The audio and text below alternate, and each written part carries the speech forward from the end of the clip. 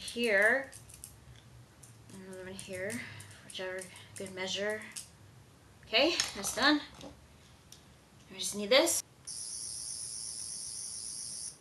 That'll hold it together. And the other side, reverse the polarities of the neutron flow. Okay, that should be done. I can't believe I'm spending my day off working on this thing, but with the final touches added, it might work. Ha!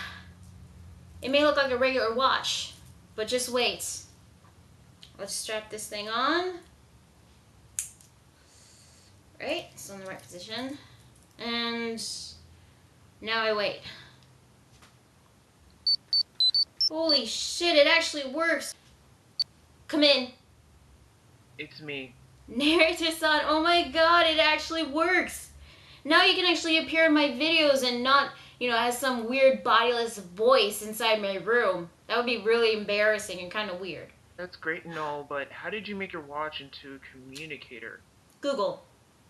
Seriously, the things you find there in Google. Well, anyway, I got news. Still no sign of the new Bleach chapter. Damn it.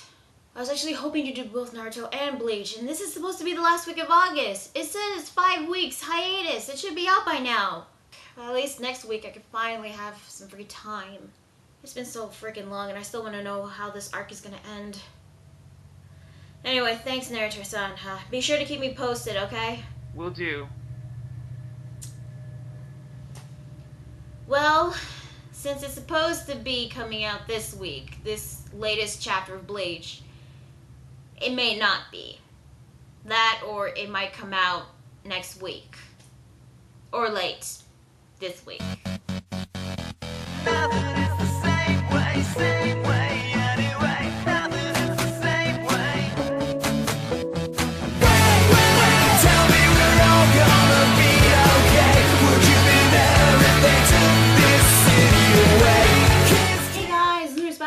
Here bringing you Naruto chapter 644. I know. So the chapter begins with Minato and Naruto father-son fist bump, which yay, I love the bonding. Why not? Also, we get to see the light and dark Kuramas. And the next page we actually get some really cool artwork, some great symbolism. We get to see the yin and yang Kuramas. Basically their chakras being mixed or in a way connected with each other, forming the yin and yang symbol. I thought that was pretty cool and great panel right there. And pretty cool artwork. As back in the real world, we get to see Obito, who is still trying to protect himself with his Amnioten Jutsu, which basically sealed himself in a black sphere. Back with the Allied Shinobi forces, they were pretty much fucked. They're fucked when not even the character with this IQ of 200, the genius, Shikamaru, the smartest character in this series, cannot even come up with the plan himself. Yeah, this is actually the first time I've ever seen Shikamaru not even coming up with a plan whenever he's in a tight spot. I mean, seriously, he's like drawing blanks. He cannot come up with anything. And then we had like this flashbacks of them discussing the plan, but the thing is, they didn't actually discuss the plan in that flashback. The plan gets revealed later on, but what was the point of having that flashback if nothing was going to be revealed? At all. Then he was starting to feel really sad about Naruto, even though he knew that Naruto has really grown up, but he still felt guilty of the burdens that Naruto had to go through when he became Kurama's Jinchuriki, and of course all the hardships that he had to endure all those years. Now, it seems that with the father-son fist bumping, the connection that they have, it seems that they're able to read each other's mind, because Naruto, he knew what Minato was thinking, and he said, the only hardship I'm concerned about is what's coming up next, Dad. Then all of a sudden, we get to see the Allied Shinobi forces, and every single member has now Kurama's chakra. Now, in a couple chapters back, way back, Naruto distributed Kurama's chakra to every single member, and they had that chakra, and then it disappeared, which, I thought that was all they had. But it turns out that the chakra didn't really disappear from every single member. According to Sakura, it only diminished a tiny little bit. so that they wouldn't be able to use it. It hadn't really completely disappeared, and now that Naruto now has a mix of both yin and yang chakras of Kurama, he was able to refill that small amount of Kurama's chakra that every single member of the Shinobi Allied Forces had. Now, because of the mixture of both, the chakra cloaks that they had, it was a lot stronger and much bigger. They got panels of Killer Bee, Yuki, and even Jugo. And speaking of Jugo, what the hell has he been doing in this war? Has he been just standing there watching everybody, or specifically watching Sasuke? I mean, last time we saw him, he was talking to Sai. And then, now we see him running. The thing I didn't get, like, when did Killer Bee get Kurama's chakra? Or did Naruto give it to Killer Bee, but we didn't get to see it? I'm trying to remember. I mean, I'm trying to remember of a time when I saw Killer Bee with Naruto's chakra.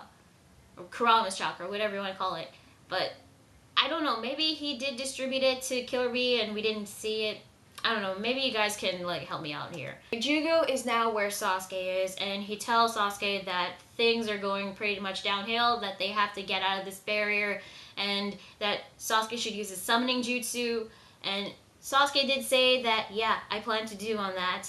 I'm gonna bring you and Naruto. I could be wrong with this, but the way I read it, it sounded like that Sasuke wanted to only bring Naruto and Jugo to the other side of the barrier with his summoning jutsu. If it was a snake summoning, then how is he gonna, like, bring Naruto and Jugo away from the barrier, including himself? Which, by the way, it sounded like that he's just gonna bring those guys and not everybody else. Which, come to think of it, I just realized something. We know that the barrier is similar to the ones that the four Hokages used, but can it, like, seal you inside, even underground?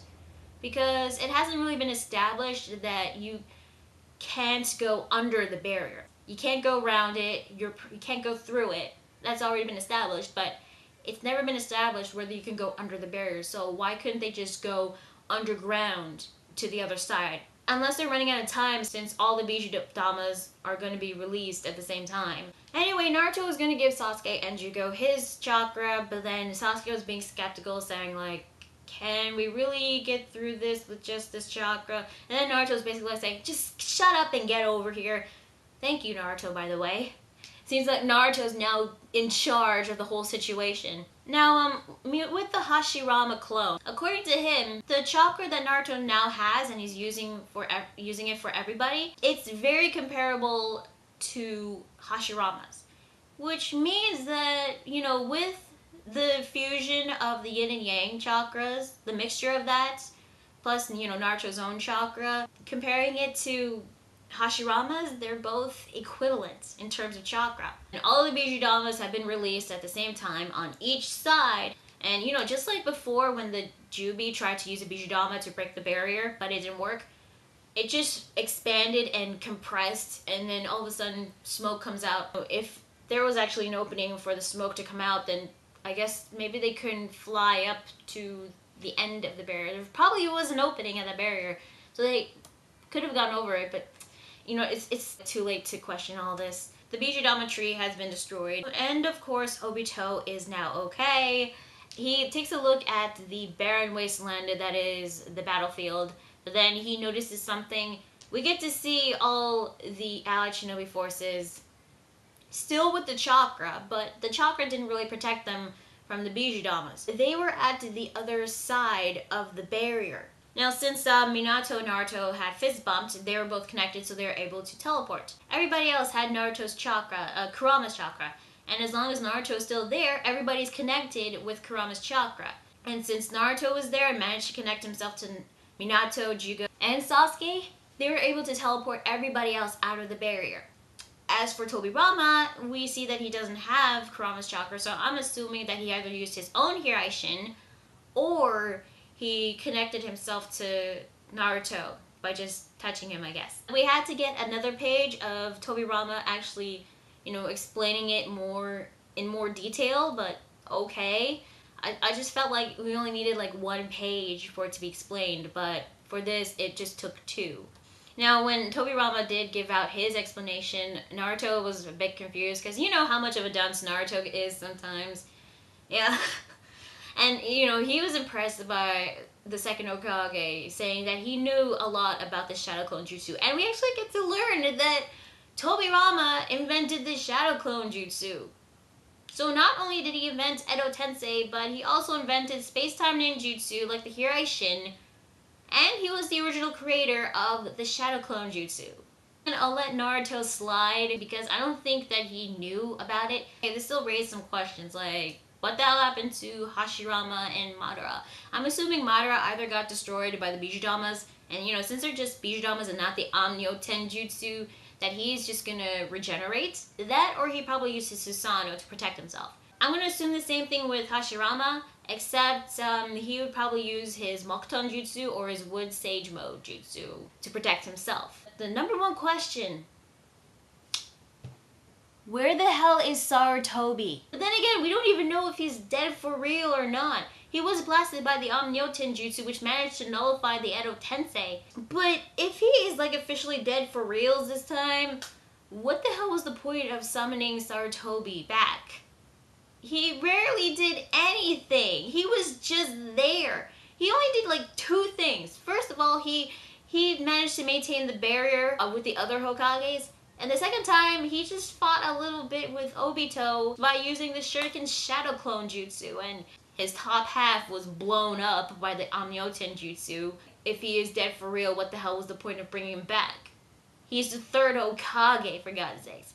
He managed to take on Edo Tensei Hashirama and Tobirama and Orochimaru.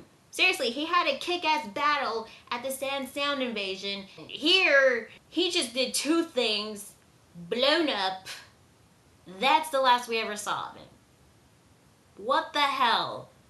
This is seriously a joke if that is the last we ever get to see of Sarutobi. Now we had another flashback of the mindscapes of Minato and Naruto. Minato actually regretted not saying some more things to him because of the current situation, but Naruto was like, hey, you don't have to talk anymore. I already know. And he said that he had a chance to meet up with Kushina, and then we had the flashback of the final moments with, Minato and Kushina before they died. And we get a panel of Naruto, and he said, "You're as bad as Mom. I already know all of it. Everything that you guys ever wanted to tell me." And then Minato started tearing up, manly tears. I thought, oh, this was a nice moment between the two, father and son bonding. I like it. And that is where the chapter ends. So that is Naruto chapter 644. What did I think? Well, I actually did like this chapter. It was cool seeing Naruto and Minato team up, and Naruto managed to save everybody by teleporting them away from the Bijudama to the other side of the barrier. Although I didn't know why they couldn't go under the barrier, but then again, that was never really established that they can or can't. The final moments between Minato and Naruto in this chapter, I thought it was very sweet, and Minato, starting to tear up. I thought it was nice. But then again, knowing that these two are gonna get closure, or probably did get closure at this moment, means that Minato obviously doesn't have a lot of time left, because that once an Edo Tensei gets closure, their soul manages to go back to the afterlife. It was established when Sai's brother Shin died again, and also with Sasori again. That is, if Minato does leave. He still has to give him the supposed present that he foreshadowed from a couple of chapters back.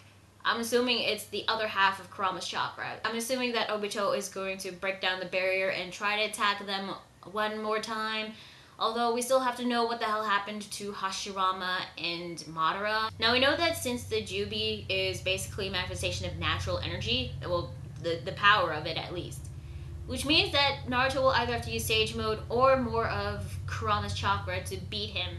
Now the thing is, if the Jubi is made out of natural energy, and since all the 9 Bijus, came from that chakra, and that chakra was similar to natural chakra, couldn't Naruto use a fusion of Sage Mode and Kurama's chakra, Kyuubi Mode, to take down Obito? Because that would actually be pretty badass, seeing Sage Mode and Kyuubi Mode together, and kicking Obito's ass with that. That would be freaking awesome. So, that's basically it from the chapter. I really did like it, especially near the end with the closure, sort of closure, between Minato and Naruto.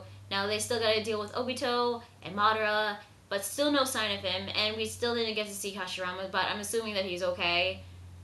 Although still no sign of Sarutobi, so what the fuck.